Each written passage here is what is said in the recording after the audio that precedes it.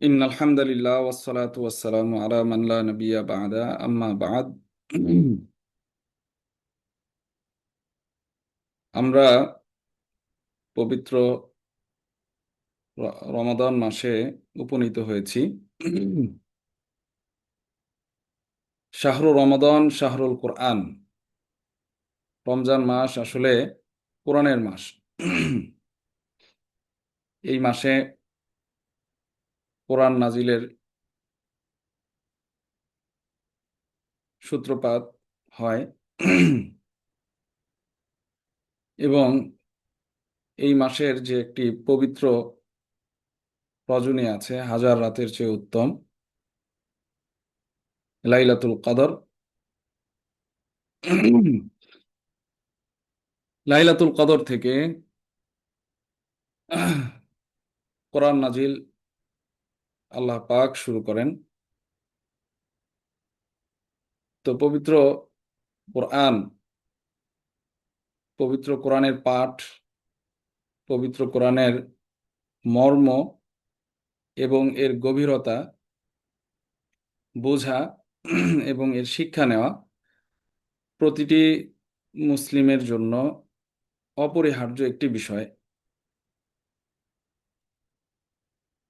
তো আমরা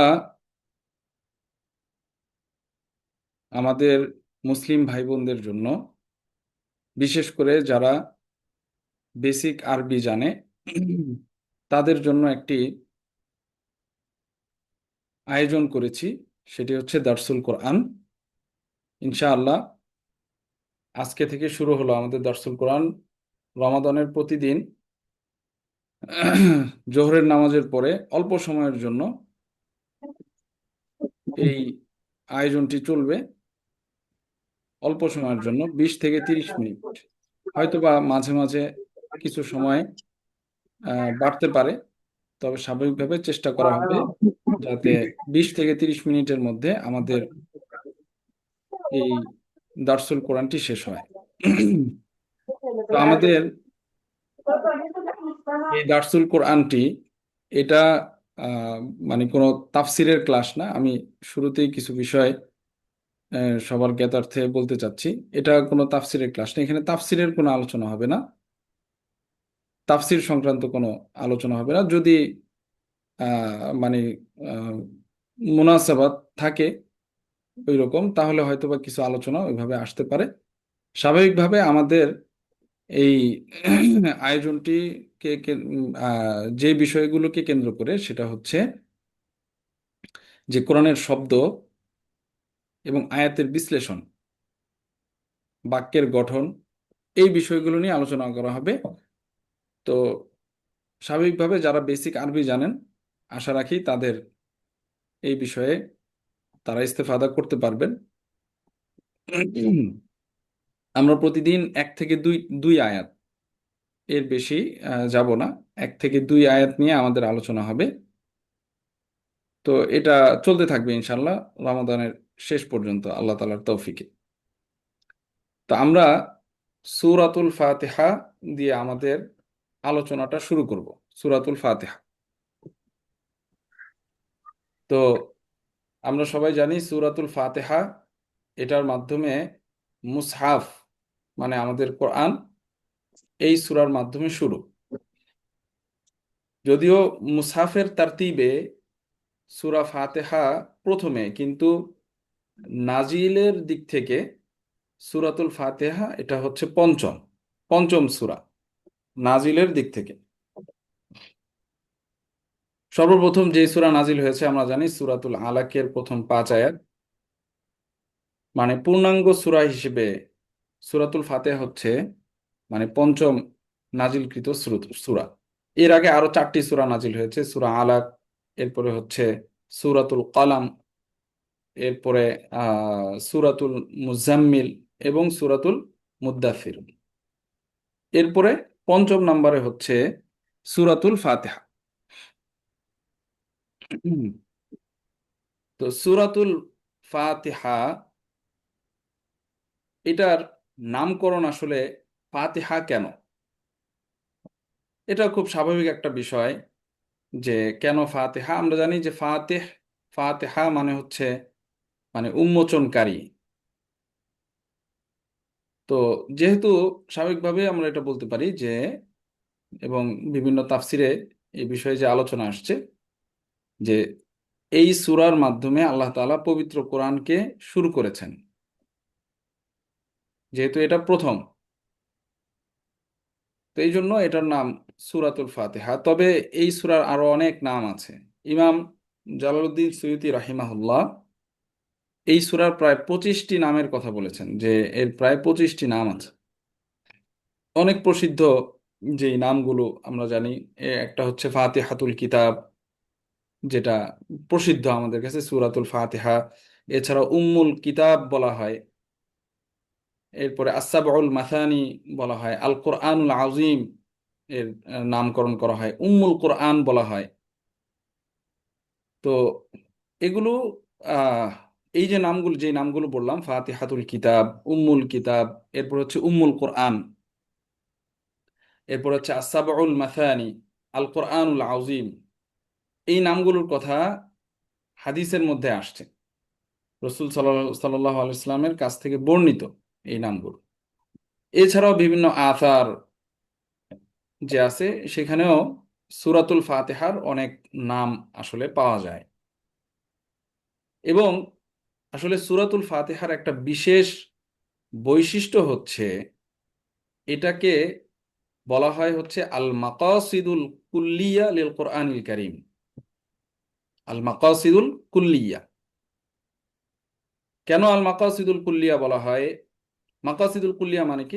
মাকাসিদুল কুল্লিয়া মানে হচ্ছে মানে কোরআনের যেই প্রিন্সিপাল অবজেক্টিভ আছে, সেটা আর কি। তো আসলে কোরআনের কোরআনের মাকাসিদুল কুল্লিয়া কি, মানে মেইন প্রিন্সিপাল অবজেক্টিভ আসলে কি, যদি আমরা পুরো কোরআনকে আমাদের সামনে রাখি, তাহলে আমরা দেখব মোটা দাগে তিনটি জিনিস।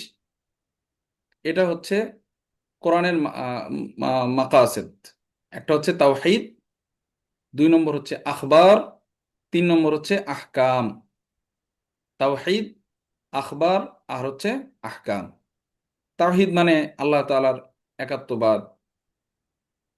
আখবার বলতে এখানে বোঝাচ্ছে যে আল্লাহ তাআলা কোরআনে কারিমে পূর্ববর্তী বিভিন্ন যে জাতি সম্প্রদায় ছিল, এবং বিশেষ করে বিভিন্ন রসুল সাল্লাল্লাহু আলাইহি সাল্লামের পূর্বে যে আম্বিয়া কেরাম ছিলেন, এবং তাদের যে জাতিগোষ্ঠী ছিল, এছাড়াও অন্যান্য আরো বিভিন্ন জাতিগোষ্ঠীর আলোচনা আল্লাহ তাআলা কোরআনে কারিমে নিয়ে আসছেন। তো আখবার বলতে আসলে এই বিষয়টা উদ্দেশ্য। এরপর হচ্ছে আহকাম। আহকাম মানে হচ্ছে বিধিবিধান, হালাল হারাম, ঠিক আছে, এই বিষয়গুলো। তো এখন এই তিনটার সমন্বয় কিন্তু কোরআন, এবং কোরআনের মাকাসিদ কিন্তু আল মাকাসিদুল কুল্লিয়া হচ্ছে এই তিনটা। তা আমরা দেখি যে এই তিনোটা বিষয় সূরাতুল ফাতিহার মধ্যে আছে। তাওহীদের কথা আছে, আখবার আছে, আহকাম আছে। কিভাবে দেখেন, সূরাতুল ফাতিহার একবারে আহ, আহ, তাওহীদের কথা আছে, আলহামদুলিল্লাহ রাব্বিল আলামিন আর রহমানির রহিম মালিক ইয়াউমিদ্দিন। এগুলো তাওহীদের আলোচনা, ঠিক আছে। এরপরে ইয়াকা নাবুদু ওয়া ইয়াকা নাস্তাইন, এগুলো তাওহীদের আলোচনা। যদি আখবারের কথা বলেন, হ্যাঁ, আখবারের ব্যাপারেও আছে। সেটা কি? সেটা হচ্ছে সিরাতাল্লাযীনা আনআমতা আলাইহিম গায়রিল মাগদুবি আলাইহিম ওয়ালাদ-দাল্লিন। এক কথায় মানে বলে দিয়েছে এখানে যে আমরা কাদের পথ অনুসরণ করব আর কাদের পথ অনুসরণ করব না, আল্লাহ তাআলার কাছে চাওয়া হচ্ছে। ইহদিনাস সিরাতাল মুস্তাকিম সিরাতাল্লাযীনা আনআমতা আলাইহিম গায়রিল মাগদুবি আলাইহিম ওয়ালাদ-দাল্লিন। আল্লাহ তাআলার কাছে হেদায়েত চাচ্ছি কোন পথ প্রদর্শনের জন্য?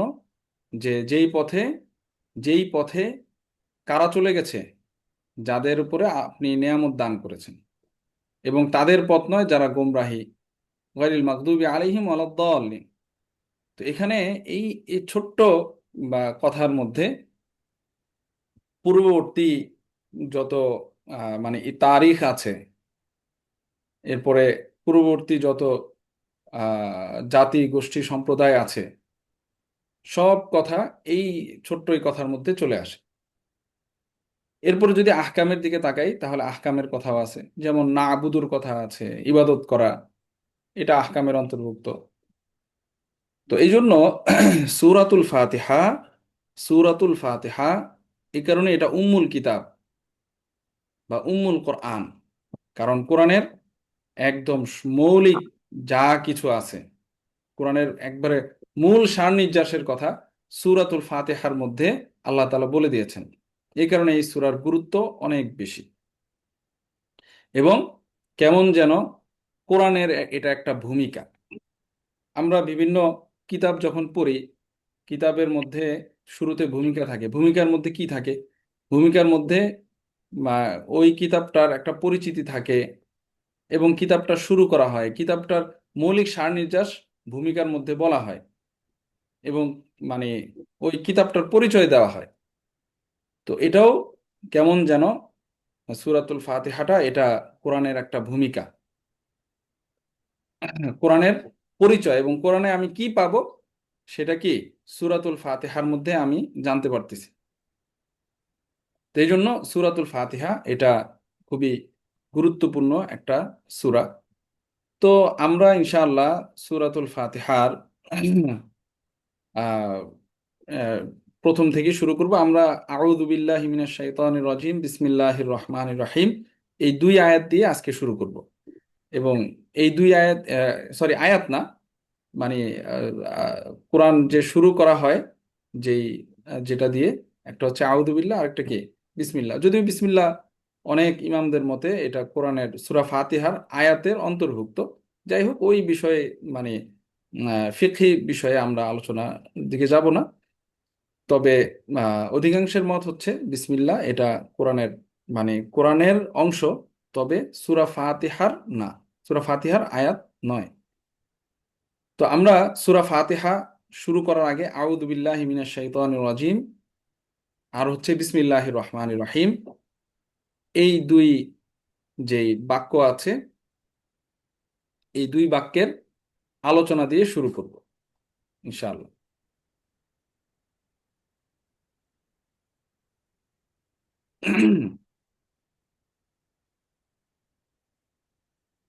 তো আসেন আমরা প্রথমে আসি। আউযু বিল্লাহি মিনাশ শাইতানির রাজিম। দেখেন, আমরা কেন কোরআন তেলাওয়াতের শুরুতে আউযু বিল্লাহি মিনাশ শাইতানির রাজিম এটা আসলে কেন বলি? এটা হচ্ছে আল্লাহ তাআলার পক্ষ থেকে একটা আদেশ ছিল, সেই আদেশ পালন। যেটা আল্লাহ আল্লাহ তাআলা কোরআনে কারিমের মধ্যে বলেছেন যে ফাইদা ক্রাতাল কোরআনা ফাস্তাঈদ বিল্লাহি মিনাশ শাইতানির রাজিম। তো আল্লাহ তাআলা কি বলছেন যে যখন কোরআন কোরআন তেলাওয়াত করবে, কোরআন পড়বে, তখন বিতাড়িত শয়তান থেকে আল্লাহ তাআলার কাছে আশ্রয় নাও। আল্লাহ তাআলার পক্ষ থেকে এই আদেশ ছিল। তো আল্লাহ তাআলার পক্ষ থেকে যেহেতু এই আদেশ ছিল, সুতরাং আমরা কোরআন তেলাওয়াতের শুরুতে আউযু বিল্লাহি মিনাশ শাইতানির রাজিম আমরা এটা তেলাওয়াত করি, এটা আমরা পড়ি। আচ্ছা, আমরা প্রথমে আউযু শব্দের দিকে আসব। আমরা আমাদের কাজ হবে ইনশাল্লাহ আজকের এই ক্লাসের মাধ্যমে আপনারা বুঝতে পারবেন যে আমাদের প্রতিদিনের ক্লাসগুলো আসলে কিভাবে হবে। আমরা প্রত্যেকটা শব্দ নিয়ে সংক্ষিপ্ত আলোচনা করার চেষ্টা করব, প্রত্যেকটা শব্দে। এবং তারকিব যেটাকে বলে, বাক্যের গঠন নিয়ে আমরা আলোচনা করার চেষ্টা করব ইনশাল্লাহ। তো আমরা প্রথমে আসি আউযু বিল্লাহ। আউযু বিল্লাহর মধ্যে যে আউযু আছে, তো আউযু এটা ওয়াহিদে মুতাকাল্লিমের সিগা। আমরা জানি, যারা আমরা বেসিক আরবি শিখেছি তাদের সবার কাছে এই বিষয়টা স্পষ্ট। আউযু এটা হচ্ছে ওয়াহিদে মুতাকাল্লিমের সিগা এবং মুদারের সিগা। তো এটার মাদ্দা হচ্ছে আইন ওয়াও দাল, আমাদের কাছে স্পষ্ট। আউযু।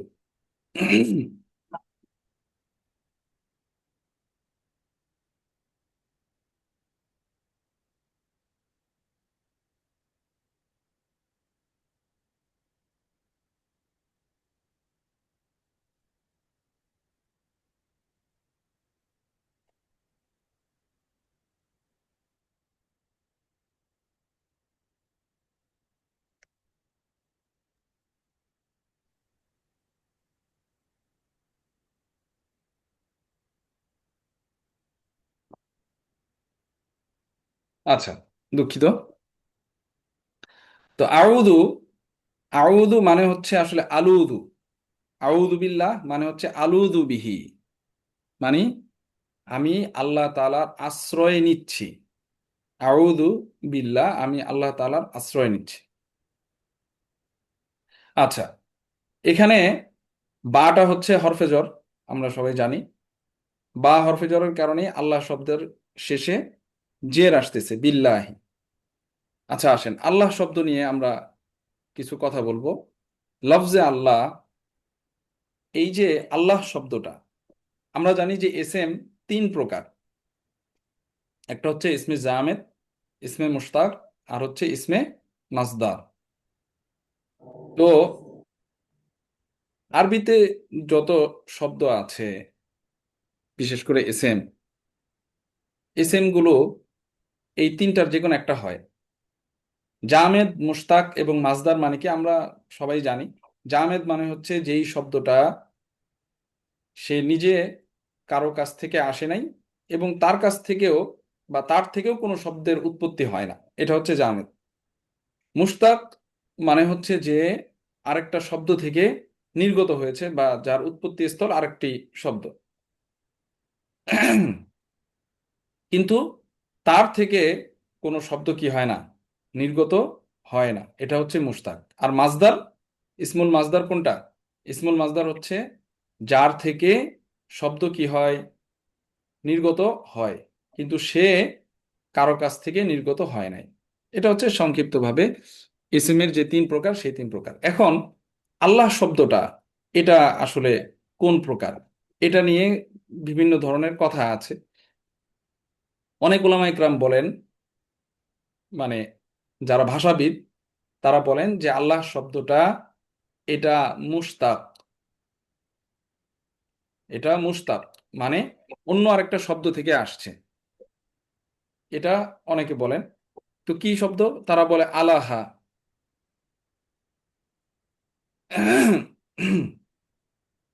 আলাহা এটা হচ্ছে একটা ফেল। তো আলাহা, এখান থেকে আল্লাহ শব্দের উৎপত্তি। আল উলুহা, মাজদার হচ্ছে আল উলুহা। আল উলুহা থেকে আল্লাহ শব্দের উৎপত্তি, এটা অনেকে বলেন। আবার অনেকে বলেন যে না, আল্লাহ শব্দটা এটা মুশতাক না, বরং এটা একটা লফজে জাত, জামেদ। এটা এই শব্দ থেকে মানে আল্লাহ শব্দটা এটা কোনো শব্দ থেকে নির্গত হয়নি। আল্লাহ শব্দটা কোনো শব্দ থেকে নির্গত হয়নি, বরং এটা হচ্ছে জামেদ। তো যাই হোক, অনেকে বলেছেন যে না, মুশতাক বলাটাই এটা হচ্ছে অধিক যুক্তিযুক্ত। অনেক মুফাসসিরগণ এই কথা বলেছেন। তো যাই হোক, যে যেটাই হোক না কেন, এটা কোনো সমস্যা না। সবারই যার যার যুক্তি আছে তার কথার ব্যাপারে। তো আল্লাহ শব্দটার একটা বিশেষ খুসুসিয়াত আছে, বিশেষ বৈশিষ্ট্য আছে। সেটা কি? সেটা হচ্ছে যে আল্লাহ শব্দটার কোনো তাসনিয়া হয় না, জমা হয় না। তাসনিয়া হয় না, জমা হয় না আল্লাহ শব্দটা। কিন্তু ইলাহ যে শব্দটা আছে, ইলাহ, ইলাহ যে শব্দটা আছে, তার কিন্তু জমা আছে আলিহাতুন। ইলাহ এর ইলাহ এর জমা কি? আলিহাতুন। কিন্তু আলী। আল্লাহ যে শব্দটা, আল্লাহ শব্দের এটা একটা বিশেষ খুসুসিয়াত, যে এটার এটার তাসনিয়া নাই, এটার জমা নাই, এটার মুয়ান্নাস নাই।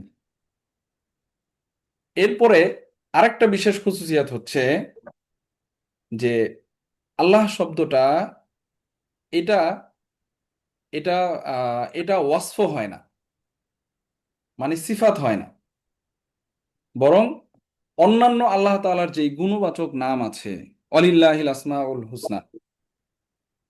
তো আল্লাহ তাআলার যে অন্যান্য যে গুণবাচক নাম আছে, সেই নামগুলো আল্লাহ শব্দের বা আল্লাহ যে এসএম এর, এই এসএম এর সিফাত হিসেবে ব্যবহার হয়। এই জন্য আমরা বলি আল্লাহ আর রহমান। আমরা কি বলি? আল্লাহ আর রহমান। কিন্তু এভাবে এভাবে বলা হয় না আর রহমানু আল্লাহ, মানে কি হিসেবে? যে আপনি বলবেন যে আর রহমান এটা হচ্ছে মাউসুফ আর আল্লাহ হচ্ছে সিফাত। না, এরকম বলা যাবে না, বরং আল্লাহ হচ্ছে মাউসুফ আর রহমান হচ্ছে সিফাত। তাহলে এটা হচ্ছে আল্লাহ শব্দের একটা বিশেষ খুসুসিয়াত, এবং এটা হচ্ছে ইসমে ইসমে দাত। আর বাকিগুলো হচ্ছে আর রহমান আর রহিম, এগুলো হচ্ছে আল্লাহ তাআলার সিফাত।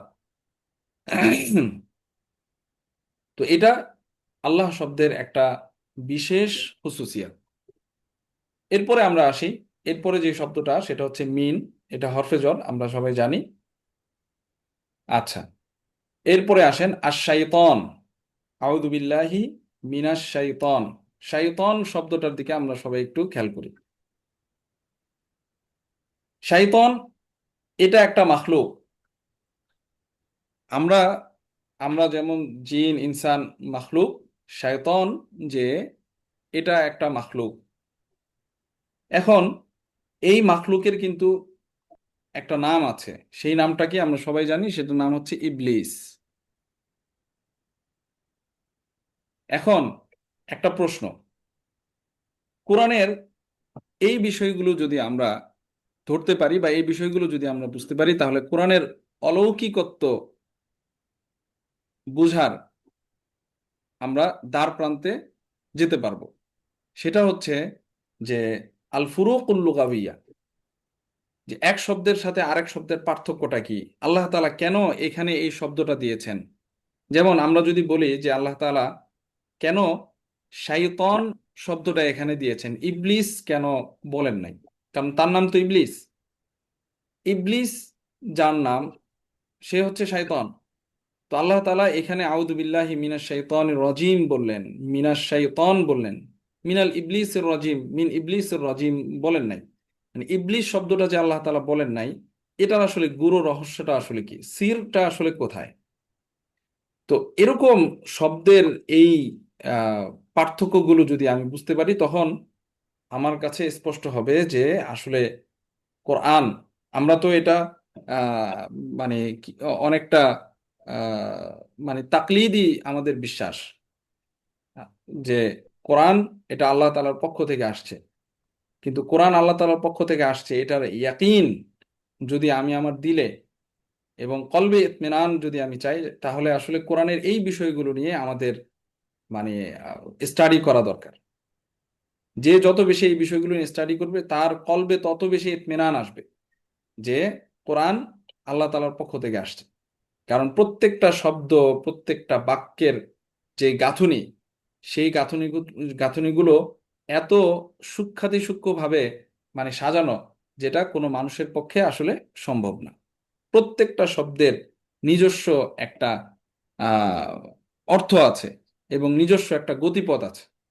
এবং আরেকটা বিষয়ে গুরুত্বপূর্ণ যেটা, সেটা বলতে হয় যে কোরআন বুঝতে বুঝতে হলে কোরআন বুঝতে হলে একটা জিনিস আমাদের জীবন থেকে বাদ দিয়ে দিতে হবে। সেটা হচ্ছে মুরাদেফ, যে কোরআনে কোনো সমার্থবোধক শব্দ বলতে আসলে কিছু নাই। এটা এটা আমার কথা না, এটা অনেক বড় বড় যারা কোরআন গবেষক আছে তাদের কথা। এবং অনেকে হয়তোবা চিনেন শাইখুল বালাগিয়িন, ডক্টর আবু মুসা, মোহাম্মদ আবু মুসা হাফিজাহুল্লাহ, যিনি আল আজহার ইউনিভার্সিটির বালাগাতের অনেক বড় একজন ডক্টর। ওনার কথা এবং উনি সহ অনেক যারা কোরআন গবেষক আছেন তাদের কথা, যে কোরআন বুঝতে হলে সমার্থবোধক শব্দ এটা জীবন থেকে মুছে ফেলতে হবে। কোরআনে কোনো সমার্থবোধক শব্দ নাই। তার মানে কি, কোরআনে সমার্থবোধক শব্দ নাই বলতে যে কোরআনের প্রত্যেকটা শব্দের নিজস্ব একটা অর্থ আছে, নিজস্ব একটা বাচনভঙ্গি আছে, নিজস্ব একটা গতিপথ আছে, যার একটার সাথে আরেকটাকে আপনি বলতে পারবেন না। যে যেমন এখানেই যদি আমরা ধরি যে শাইতান আর ইবলিস মানে একই তো নাম। তো এখন যদি আপনি মনে করেন যে শাইতান বললে যা হইতো ইবলিস বললে তাই হইতো, তাহলে আর আপনি কোরআনের এই যে শব্দের যে গাঁথুনি, এই অলৌকিকত্বটা আসলে বোঝা যাবে না। আচ্ছা, আসেন আমরা শাইতান শব্দের দিকে যাই। শাইতান শব্দটা সাতনা অথবা শায়াত, থেকে নির্গত। আর ইবলিস শব্দটা, ইবলিস শব্দ যেটা, ইবলিস শব্দটার অর্থ হচ্ছে ইয়াইসা বা নাদিমা। ইয়াইসা, নাদিমা অর্থ কি? ইয়াইসা বা নাদিমা অর্থ হচ্ছে, ইয়াইসা মানে কি? হতাশ হওয়া, নাদিমা মানে লজ্জিত হওয়া। আপনি যদি খেয়াল করেন যে কোরআনে ইবলিস শব্দটা কোথায় ব্যবহার হয়েছে আর শাইতান শব্দটা কোন কোন জায়গায় ব্যবহার হয়েছে, তাহলে আপনি এখানে আমরা ধরতে পারবো যে শাইতান আর ইবলিসের মাঝে মানে কি পার্থক্য হচ্ছে এখানে আল্লাহ তাআলা ইবলিস না বলে শাইতান বলার মধ্যে। তো ইবলিস যেই শব্দটা, ইবলিস যেই শব্দটা, সেই শব্দটা ইয়াইসা বা নাদিমা, যেটা আবলাসা থেকে, ইবলিস আবলাসা থেকে ইয়াইসা নাদিমা, অথবা আবলাসা অর্থ হচ্ছে যে নিজের দলিল কায়েম করতে গিয়ে চুপ হয়ে গেছে, এটাও আবলাসা এর অর্থ হিসেবে আসে। আপনি যদি খেয়াল করেন যে ইবলিস শব্দটা আল্লাহ তাআলা কোরআনে কোথায় ব্যবহার করেছে, আপনি দেখবেন যে সবগুলো ব্যবহার করেছে যেখানে আদম আলাইহিস সালামকে সেজদা করার কথা যেখানে বলা হয়েছে, সেখানে আল্লাহ তাআলা দেখবেন যে ইবলিস শব্দের কথা নিয়ে আসছেন। সূরা বাকারায় যে আয়াত আছে, দেখেন, ওয়াইদ কুলনা লিল মালাইকাতি ইসজুদু লি আদামা ফাসাজাদু ইল্লা ইবলিসা, ফাসাজাদু ইল্লা ইবলিসা, যে সবাই সেজদা করেছে, কে ব্যতীত? ইবলিস ব্যতীত। আপনি এরপরে যদি সূরা, যে সূরা আরাফের মধ্যে আছে, সুম্মা কুলনা কুলনা লিল মালাইকাতি ইসজুদু লি আদামা ফাসাজাদু ইল্লা ইবলিসা লাম ইয়াকুম মিনাস সাজিদিন, সূরা আরাফে। এরপরে যদি আসেন সূরা কাহাফ, সূরা কাহাফের মধ্যেও ওয়াইদ কুলনা লিল মালাইকাতি ইসজুদু লি আদামা ফাসাজাদু ইল্লা ইবলিসা কানা মিনাল জিন্নি ফাফাসাকা আন আমরি রাব্বিহ। এখানেও মানে ইবলিস শব্দটা এসেছে কার সাথে? ওই যে সেজদার যে ঘটনা, আদম আলাইহিস সালামকে সেজদার যে ঘটনা, সেই ঘটনার সাথে ইবলিস শব্দ এনেছে। এরপরে দেখেন আরেক জায়গায় যেখানে সূরা তহাতে আল্লাহ তাআলা আলোচনা করেছেন, সেখানে ওয়াইদ কুলনা লিল মালাইকাতি ইসজুদু লি আদামা ফাসাজাদু ইল্লা ইবলিসা আবা। তো এখানেও ইবলিস শব্দটা আসছে কার সাথে? যেখানে সেজদার ঘটনা। আর যদি আপনি দেখেন যে শাইতান শব্দটা আল্লাহ তাআলা কোরআনে কোথায় ব্যবহার করেছে, শাইতান কোথায় ব্যবহার করেছে দেখেন, সূরা বাকারায়, এই যে সূরা বাকারায় সেজদার ঘটনার পরেই আল্লাহ তাআলা বলতেছেন ফাযাল্লাহুমা শাইতানু আনহা ফাখরাজাহুমা ফাযাল্লাহুমা শাইতান। আচ্ছা, যাই হোক, এরকম আপনি যদি একটু একটু চোখ বুলান, তাহলে আপনি দেখবেন যে আপনি একটা পার্থক্য পাবেন যে আল্লাহ তাআলা শাইতান শব্দটা কোথায় বলতেছেন আর ইবলিস শব্দটা কোথায় বলতেছেন। এখন আসেন আমরা যেটাতে, যে যে কথাটাতে ছিলাম, যে ইবলিস শব্দটা এটার আবলাসা থেকে, আবলাসা মানে কি? ইয়াইসা নাদিমা। তো আপনি খেয়াল করে দেখেন, যখন আল্লাহ তাআলা সবাইকে সেজদা করার কথা বলছে, ফেরেশতারা সবাই সেজদা করেছে, কিন্তু ইবলিস সেজদা করে নাই। ইবলিস সেজদা না করার ধারা, সে পরবর্তীতে লজ্জিত হয়েছে এবং সে হতাশ হয়েছে। এবং আরেকটা বিষয় হচ্ছে, সে আল্লাহ তাআলার সাথে যে যুক্তি তর্কে গিয়েছিল, সেই যুক্তি তর্কে সেই যুক্তি তর্কে সে তার দলিল আল্লাহ তাআলার সামনে উপস্থাপন করতে পারে নাই, সে পরবর্তীতে চুপ হয়ে গিয়েছে। এই সবগুলো বিষয়কে যদি আপনি খেয়াল করেন, তাহলে দেখবেন যে এইখানে যে অনিষ্টতাটা আছে, সেই অনিষ্টতাটা শুধুমাত্র ইবলিসকে কেন্দ্র করে, ইবলিস সে নিজেই এই অনিষ্টতার মধ্যে।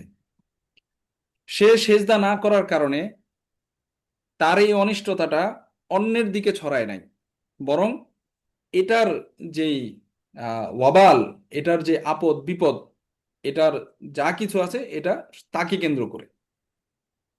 এই কারণে আল্লাহ তাআলা সেজদার ঘটনার সাথে যখন এই মাখলুকটার, এই বিশেষ যে মাখলুকটা, এই মাখলুকের যখন নাম আনতে হয়েছে, সেখানে আল্লাহ তাআলা ইবলিস শব্দটা ব্যবহার করেছেন। আর যেখানেই যেখানেই এই মাখলুকের অনিষ্টতাটা, এখানে যেখানেই আপনি দেখবেন প্রত্যেকটা কোরআনের আয়াতে শাইতান শব্দটা যেখানে ব্যবহার করা হয়েছে দেখবেন যে সেখানে আয়াতের আলোচনা দ্বারা বোঝা যাচ্ছে যে এই মাখলুকের অনিষ্টতাটা এটা অন্যের দিকে ছড়াচ্ছে। কারণ শায়াতা বা শাতানা যে শব্দ আছে, এই শব্দের অর্থ হচ্ছে বাউদা আন রহমাতিল্লাহ, আল্লাহ তাআলার রহমত থেকে মানে দূরে সরে যাওয়া। এবং যখন সে সেজদা করতে অস্বীকার করে আল্লাহ তাআলার বিরুদ্ধচারণের মাধ্যমে সে যখন আল্লাহ তাআলার রহমত থেকে দূরে সরে গেল, তখন সে শয়তান।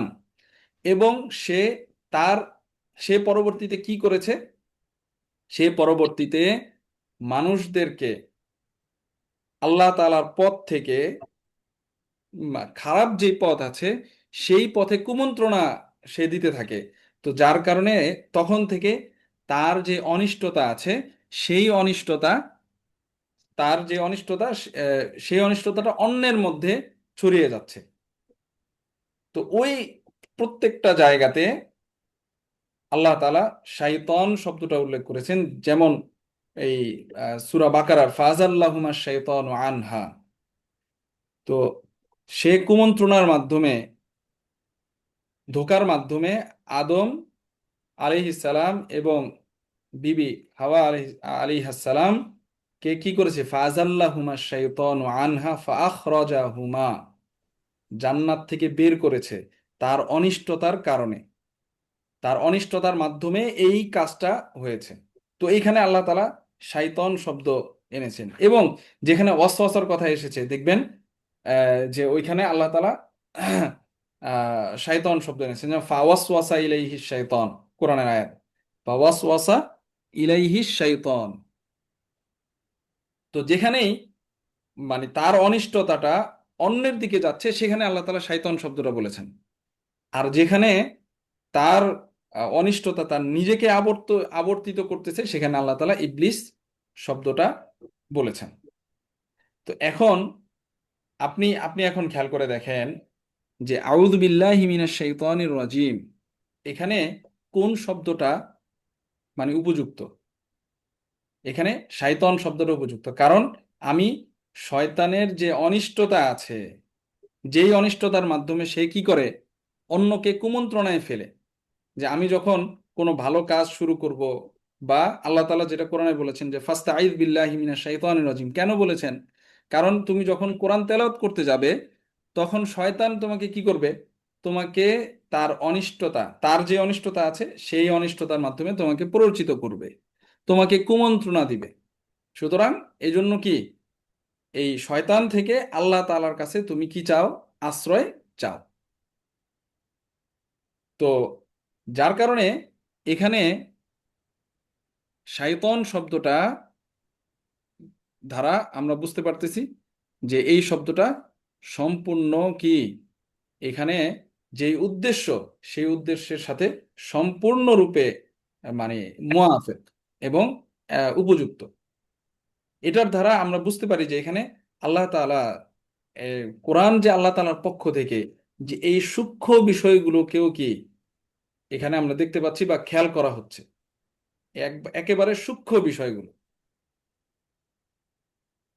তো এই জন্য আমরা চেষ্টা করব, যারা কোরআন কোরআনকে গভীরভাবে আসলে বুঝতে চাই, কোরআনকে যারা আমরা গভীরভাবে বুঝতে চাই, তারা এই বিষয়গুলোকে খেয়াল রাখবে তেলাওয়াতের সময়, বা আমি যখন অনুবাদ শিখতে যাচ্ছি ওই সময়, যে আল্লাহ তাআলা মানে কি উদ্দেশ্য হইতে পারে, শব্দের গঠনটা এমন কেন। যখন এই জিনিসগুলো নিয়ে আমি আহ, সময় লাগাবো এবং আমি গবেষণা করতে থাকবো, তখন আমার সামনে এক নতুন দিগন্ত উন্মোচিত হবে কোরআন নিয়ে। আসলে আমাদের এই আয়োজনের এটাই আসলে উদ্দেশ্য, যে মানে কোরআনকে যে এইভাবে আসলে চিন্তা করা যায় বা চিন্তা করতে হয়, এই বিষয়গুলো সবার সামনে তুলে ধরা, যাতে আমরা অনেক বিস্তারিত আলোচনা করার এখানে সুযোগ নাই, এরকম মাঝে মাঝে এক দুইটা শব্দ নিয়ে আমরা এরকম আলোচনা করব, যাতে আমরা বুঝতে পারি যে মানে কোরআনের গভীরতাটা কতটুকু, কোরআন কেন অলৌকিক। একটা জিনিস আমাদের মনে রাখতে হবে যে আল্লাহ তাআলা কোরআনে কারিমকে আমি আমি প্রায় সব সব সময় এই কথাটা বলি যারা এর আগে আমার সাথে বসেছেন তারা হয়তো বা এই কথা আমার কাছ থেকে শুনেছেন। এবং এটা মানে কোরআন গবেষকদের কথা, এটা আমার নিজের কথা না, কোনো কথাই আসলে আমার নিজের না। এখানে যা আলোচনা হয়েছে এগুলো সব বিভিন্ন কিতাবের কথা, বিভিন্ন তাফসির থেকে কথা, বিভিন্ন গবেষকদের কথাই আমি তুলে ধরার চেষ্টা করি, আমার নিজের কোনো কথা এখানে নাই। তো এর একটা জিনিস খুব গুরুত্বপূর্ণ, সেটা কি? সেটা হচ্ছে যে আল্লাহ তাআলা কোরআন কাদের উপর পাঠিয়েছিলেন, কখন পাঠিয়েছিলেন, এই বিষয়টা খুব গুরুত্বপূর্ণ। সেটা কি? যে কোরআন আল্লাহ তাআলা পাঠিয়েছিলেন ওই সময়ের সবচাইতে বড় ভাষা পণ্ডিত যারা, ঠিক আছে, ফুসাহা বুলাগা যারা, তাদের কাছে, তাদের উপরে আল্লাহ তাআলা কোরআন নাজিল করেছিলেন। এবং তাদের অবস্থাটা কি ছিল? আপনারা যদি আরবদের ইতিহাস পড়েন তাহলে দেখবেন যে তারা নিজেদেরকে মানে সবচাইতে বড় ভাষা বিজ্ঞানী, ভাষা পণ্ডিত মনে করতো। এজন্য তারা অনারবীদেরকে কি বলে? আজমি বলে। আজমি মানে হচ্ছে, আজমি মানে কি? আজমি মানে হচ্ছে মুখ, বোবা। মানে কেমন যেন তাদের তাদের দিক লক্ষ্য করে অন্যরা কেমন যেন কথাই বলতে পারে না, সারা বিশ্বের মানুষ। মানে তারা ভাষা, এত ভাষা পাণ্ডিত্য তাদের মধ্যে ছিল। তো এরকম একটা জাতির কাছে আল্লাহ তাআলা কোরআন নাজিল করেছেন, এবং নাজিল করে আল্লাহ তাআলা চ্যালেঞ্জ দিচ্ছেন যে পারলে কি ফাতু বিসূরাতিম মিন মিসলি, নিয়ে আসুন। এখন আপনি চিন্তা করে দেখেন যে আসলে যদি তারা মানে কোরআনের মতন, আল্লাহ তাআলা বলছেন যে সূরা নিয়ে আসো একটা, এরপরে বলেছেন যে 10 আয়াত, অথবা কি 1 আয়াত পারলে নিয়ে আসো, এভাবে যে বিভিন্ন চ্যালেঞ্জ আল্লাহ তাআলা দিচ্ছেন, এবং আল্লাহ তাআলা বলে দিচ্ছেন যে ফালান তাফআলু, কখনোই তারা পারবে না। ফাইন লাম তাফআলু ওয়ালান তাফআলু, আল্লাহ তাআলা বলে দিচ্ছেন যে কি তারা কখনোই পারবে না, এবং তারা পারে নাই। এবং একটা জিনিস মনে রাখেন, যদি আসলেই তারা পারতো তাহলে তারা কখনোই নবী মোহাম্মদ সাল্লাল্লাহু আলাইহি ওয়াসাল্লাম এবং তার সাহাবীদের উপরে শারীরিক যে নির্যাতন বা আঘাত, সেটা তাদের করা লাগতো না। এবং এটা এটা জালেমদের স্বভাব। মানে যুগে যুগে আজকে পর্যন্ত আপনি দেখবেন জালেমরা মানে মানুষের গায়ে হাত তুলে কখন? যখন সে যুক্তিতে পারে না, যখন সে কথায় পারে না, যুক্তিতে যখন সে পারে না, তখন সে তার কি পেশি শক্তি ব্যবহার করে। যখন সে যুক্তিতে পারবে না তখন সে পেশি শক্তি ব্যবহার করবে। তো এটা এটা স্বভাব। এটা এটা যুগে যুগে যুগে জালেমদের স্বভাব এটা। তো তারা তখনই আল্লাহ রসুল সাল্লাহ আলাইসলাম এবং সাহাবীদের উপরে মানে অমানসিক নির্যাতন তখন শুরু করেছে যখন তারা দেখতেছে যে চ্যালেঞ্জ ছুড়ে দিচ্ছে, এবং তারা সবচাইতে বড় ভাষা বিজ্ঞানী, ভাষা পণ্ডিত, তারপরেও তারা কোরআনের যে চ্যালেঞ্জ, আল্লাহ তাআলার পক্ষ থেকে যে চ্যালেঞ্জ, সেই চ্যালেঞ্জ তারা মোকাবেলা করতে পারতেছে না। তারা এর মানে ভাষার নিখুঁত এবং শব্দের গাঁথুনি, বাক্যের গাঁথুনি, এইগুলোর কাছে তারা পরাজয় বরণ করেছে। যখন তারা এই যে যুক্তিতে পারতেছে না, তখনই তারা কি আল্লাহ রসুলের গায়ে হাত তুলেছে। তখন তারা পেশি শক্তির মাধ্যমে সত্যকে মুছে দিতে চেষ্টা করেছে। এটা জালেমদের স্বভাব।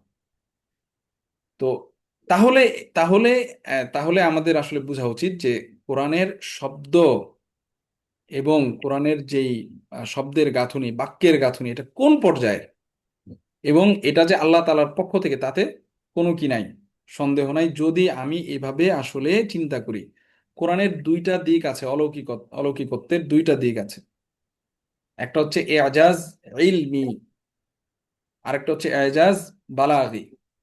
একটা হচ্ছে বৈজ্ঞানিক মানে অলৌকিকত্ব, যেটা আমরা বর্তমান এই বিশেষ করে 100 বছরের মধ্যে আমরা এই ধরনের অনেক গবেষণা এবং আলোচনা এবং অনেক বই পুস্তক এর উপরে দেখতেছি যে কোরআনের বৈজ্ঞানিক অলৌকিকত্ব কি, এটার উপরে অনেক বই আছে, আপনারা জানেন। অনেক পরিচিত এবং প্রসিদ্ধ বই হচ্ছে মরিস বুকাইলের যে বই। এখন কথা হচ্ছে যে আরেকটা হচ্ছে এজাজ বালাগি। এটা হচ্ছে কোরআনের মানে আহ, ভাষা ভাষা কেন্দ্রিক অলৌকিকত্ব, কোরআনের ভাষা কেন্দ্রিক অলৌকিকত্ব। তো এটা আহ আমরা এটা থেকে আসলে অনেক পিছিয়ে গেছি।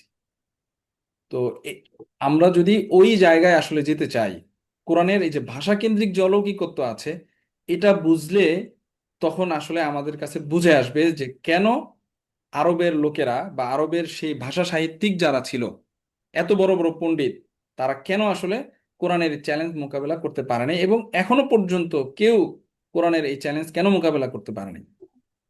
কোরআনের এই শব্দের গাঁথুনি, বাক্যের গাঁথুনি, শব্দের যেই মানে আল্লাহ তাআলার যে শব্দের এখতিয়ার, যে শব্দগুলো আল্লাহ তাআলা এখানে ব্যবহার করেছেন প্রত্যেকটা আয়াতের কি মুনাসাবাতের সাথে, তো এগুলো কোনো সাধারণ মানুষের পক্ষে আসলে সম্ভব না, কোনো মানুষের পক্ষে সম্ভব না এভাবে কথা বলা। কোরআন, এটা তো আল্লাহ তাআলার কালাম, কালামুল্লাহ। আল্লাহ তাআলা আমার আপনার সাথে কথা বলতেছেন কোরআনের মাধ্যমে। তো এই যে এই কথা, এরকম কথা আসলে সাধারণ মানুষ বলতে পারে না, এত মানে সূক্ষ্মাতি সূক্ষ্ম বিষয় খেয়াল করে মানুষ কথা বলতে পারে না। সে যত বড় পণ্ডিত হোক না কেন, ভাষাগত দিক থেকে সে যত বড় পণ্ডিত হোক না কেন, এটা একমাত্র পারবেন তিনি হচ্ছেন কে? আল্লাহ সুবহানাহু ওয়া তাআলা আলিমুল গায়ব, যিনি যিনি আজিজ, যিনি পরাক্রমশালী, তার পক্ষেই সম্ভব, আর কারো পক্ষে সম্ভব না। তখন এটা আমাকে, আমি অটোমেটিক আমার কলবে ইতমিনান চলে আসবে যে আল্লাহ তাআলার পক্ষ থেকে কোরআন। তো যাই হোক, এভাবে আহ, বিভিন্ন বিষয়কে লক্ষ্য করা আরেকটা গুরুত্বপূর্ণ বিষয় যেটা, সেটাও আমি বলি। আমি বলি বলতে মানে ওলামায়ে কেরামের কাছ থেকে যেটা শোনা, কোরআন গবেষকদের কাছে, সেটা হচ্ছে যে আয়াত শেষ হওয়া মানে বাক্য শেষ হওয়া নয়। কোরআনের কোরআন কোরআনের গভীরতা বোঝার ক্ষেত্রে এটা আরেকটা গুরুত্বপূর্ণ উসুল। যে আমরা অনেকে মনে করি যে আয়াত শেষ তার মানে হচ্ছে বাক্য শেষ, না, কখনোই না। অনেক সময় 3 আয়াত, 4 আয়াত, 5 আয়াত, 10 আয়াত মিলে একটা বাক্য হয় শুধু। এবং এরকমও দেখানো যাবে যে পুরো সূরায় একটা মাত্র বাক্য, সবগুলো আয়াত মিলে একটা মাত্র বাক্য। ইনশাল্লাহ সূরা ফাতিহা আমরা যখন শুরু করব তখন ইনশাল্লাহ এই বিষয়টা দেখাবো যে সূরা ফাতিহায় কয়টা বাক্য আছে। মানে যেহেতু কোরআন হচ্ছে কালামুল্লাহ, ঠিক না, আল্লাহ তাআলার কালাম, তো সুতরাং অবশ্যই মানে মানে মানুষের, আমাদের যে আমরা যে কথা বলি, এই কথা তো অর্থবহ, এবং এই প্রত্যেকটা কথার কি আছে, শুরু আছে, শেষ আছে। এবং বাক্য কাকে বলে এটা তো আমরা জানি আসলে। তো কিভাবে একটা বাক্য শুরু হয়, একটা বাক্য শেষ হয়, এটা আমরা জানি।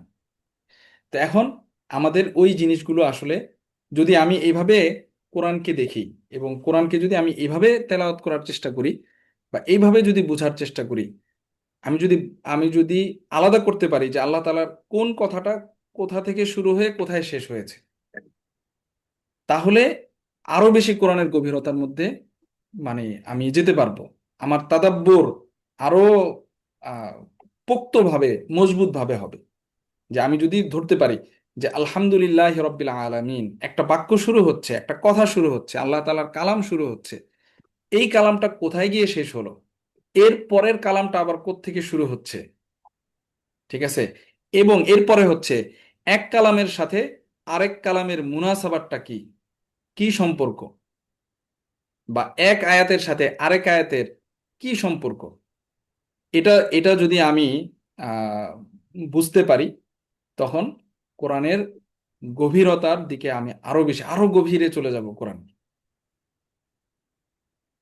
তো এটার জন্য আসলে কি দরকার, এই বিষয়গুলোর জন্য, এই বিষয়গুলোর জন্য সর্বপ্রথম দরকার আরবির যোগ্যতা।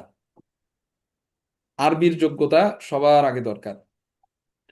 ইলমুন নাহু, ইলমুস সরফ, এরপর হচ্ছে ইলমুল বালাগা। ইলমুল বালাগার যে 3টা শাস্ত্র আছে, সেই 3টা শাস্ত্র সহ, যে ইলমুল মাআনি, ইলমুল বায়ান, আর হচ্ছে ইলমুল বাদি, এই 3ও শাস্ত্র সহ ইলমুন নাহু, ইলমুস সরফ, এই তিনটা, এই 3টা শাস্ত্র সর্বপ্রথম দরকার। মানে এগুলো কেমন যেন বিদায়া, শুরু।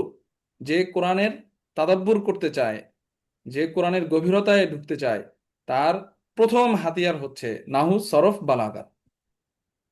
এরপরে ইলমুল লুগা আসবে, ইলমুল ইশতিকাক আসবে, এগুলো ধাপে ধাপে আসবে। যে মানে শব্দ জ্ঞান দরকার, এবং শব্দের যেই উৎপত্তি, এই শব্দের উৎপত্তির জ্ঞান দরকার। এগুলো ধাপে ধাপে আসবে, কিন্তু প্রধান প্রথম যে ধাপ সেটা হচ্ছে নাহু সরফ বালাগা। এই তিনটা শাস্ত্র যে যত বেশি পারদর্শী হবে, সে কোরআনের গভীরতায় সে তত বেশি ঢুকতে পারবে। এবং আরেকটা অনেক বড় সতর্কতা, সেটা হচ্ছে যে কোরআনের অনুবাদ করতে পারার নাম কোরআন বোঝা নয়, এটা বুঝতে হবে। কোরআনের অনুবাদ একটা জিনিস, আর কোরআন বোঝা, ফাহাম বা তাদাব্বুর, এটা আরেকটা বিষয়। কোরআনের অনুবাদ আপনি যে কোনো বাংলা যেই অনুবাদের অনুবাদ আছে, সেটা দেখে আপনি করতে পারেন, বা আপনি শিখেছেন কোনোভাবে, সেটা ভিন্ন বিষয়। কিন্তু কোরআন বোঝা এটা আরেকটা বিষয়। ফাহাম আর হচ্ছে তরজমা, এই দুইটা আলাদা জিনিস। হ্যাঁ, ফাহামের প্রথম ধাপ তারজমা, এটা আমরা বলবো। ফাহাম, একটা জিনিস বুঝতে হলে আমাকে তার অনুবাদ জানতে হবে। আমি যদি বুঝতে চাই আউযু বিল্লাহি মিনাশ শাইতানির রাজিম, ঠিক আছে, এটার তাদাব্বুরে আমি কখন যেতে পারবো? যখন এটার তর্জমা আমার জানা থাকবে। হ্যাঁ, এটা প্রথম ধাপ, কিন্তু তর্জমা মানে ফাহাম নয় বা তাদাব্বুর নয়। এটাতে আমরা অনেক বেশি মানে আহ, ইয়ে করে ফেলি, মিলিয়ে ফেলি। একটা হচ্ছে অনুবাদ করা, আর একটা হচ্ছে মানে ফাহাম তাদাব্বুর, দুইটা ভিন্ন জিনিস। তো আমরা এইভাবে ইনশাআল্লাহ চেষ্টা চেষ্টা করব কোরআনকে বোঝার জন্য, কোরআনকে শেখার জন্য। আচ্ছা, যাই হোক, এরপরে তাহলে শাইতান শব্দের যেই কথা আলোচনাটা সেটা আমরা শেষ করলাম। এরপরে আসেন আর রাজিম। আর রাজিম যে শব্দটা আছে, সেই শব্দটা ফাইল এর ওজনে, ফাইল এর ওজনে, যদিও ফাইল এর ওজনে, তবে এটা মাফউলের অর্থে। রজিম মানে হচ্ছে মারজুম, বা মারজুম মানে কি? মারজুম মানে হচ্ছে যে আল্লাহ তাআলার রহমত থেকে যে বিতাড়িত। রজিম শব্দের একটা বিশেষ বৈশিষ্ট্য আছে, দেখেন এখানে, এই যে এখানে আরেকটা জিনিস বলা যায়, যেমন আল্লাহ তাআলা আহ, মানে এভাবে কেন বললেন না যে আউযু বিল্লাহি মিনাশ শাইতানির লাইন? আল লাইন, লাইন আর রজিমের মাঝে পার্থক্য কি দেখেন। লাইন মানে হচ্ছে অভিশপ্ত, লাইন মানে অভিশপ্ত, কিন্তু রজিমের মধ্যে দুইটা অর্থই আছে।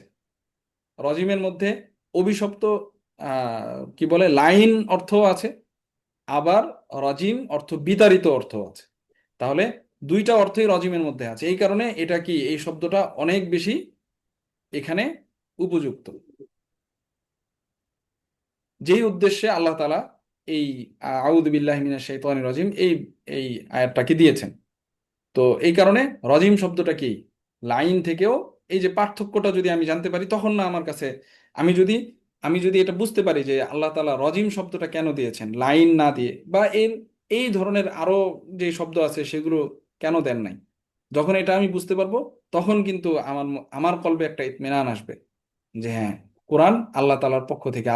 এই আমি তখন ওই যে গভীরতার মধ্যে যেতে পারছি, এবং আল্লাহ তাআলা যে আমার সাথে কথা বলতেছেন, সেটা তখন আস্তে আস্তে আমার মধ্যে কি উপলব্ধি আসবে। আমি যখন একটা জিনিস বুঝবো, আমি যখন আপনার সাথে কথা বলবো, আপনি যখন আমার সাথে কথা বলবেন, আমরা যখন একে অপরের কথা বুঝবো, তখন না আমার তার প্রতি ভালোবাসা, ঠিক আছে, তার প্রতি শ্রদ্ধা, তার প্রতি মায়া, মহাব্বত, যা কিছু আছে আমরা নিজেদের মানুষের মাঝে যেটা হয়, সেটা, সেই জিনিসগুলো কি হয়, সৃষ্টি হয়। ঠিক তেমনি ভাবে কোরআনের এই গভীরতায় যদি আমি ঢুকতে পারি, তখন কোরআনের প্রতি আমার ভালোবাসা জাগবে, কোরআনের প্রতি আমার শ্রদ্ধা জাগবে, কোরআনের প্রতি আমার মায়া, অনুভূতি, এগুলো সৃষ্টি হবে।